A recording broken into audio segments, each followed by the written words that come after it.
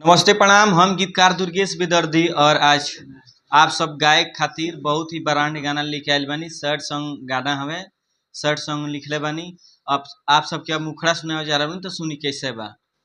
तू प्यार में कोई के छल हो गइलू इतना जल्दी बदल हो तू प्यार में कोई के छल हो गइलू इतना जल्दी बदल हो नई के फायदा कोनो जियला से तू खबर सुनी है हमार धन मरब एक दिन पियले से तू खबर सुनी है हमार धन मरब एक दिन पियले से।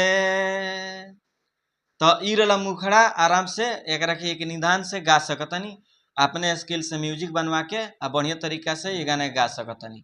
तो चलिए ई रला मुखड़ा अब आप सबके अंतरा सुना जा रहा तो अंतरा सुनी कैसे बा। हमारा के दिल बारू धोखा बड़ी यार हो तू ही बताव कैसे जियब यार हो। अरे हमारा के दिल बारू धोखा बड़ी यार हो तू ही बताव कैसे जियब यार हो। परेशान बानी गम हम ढोले से परेशान बानी गम हम ढोले से तू खबर सुनी है हमार धन मरब एक दिन पियले से तू खबर सुनी है हमार धन मरब एक दिन पियले से।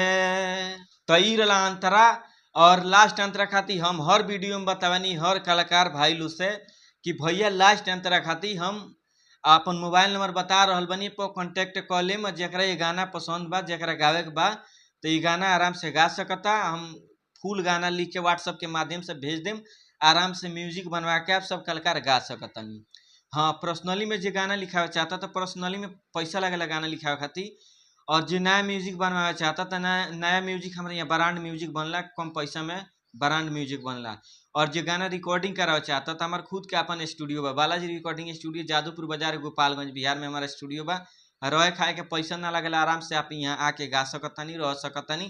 तो चलिए चैनल के सब्सक्राइब करी, लाइक करी, कमेंट करी और दबा के शेयर करी। नमस्ते प्रणाम, हर हर महादेव, जय मां सरस्वती, जय हो।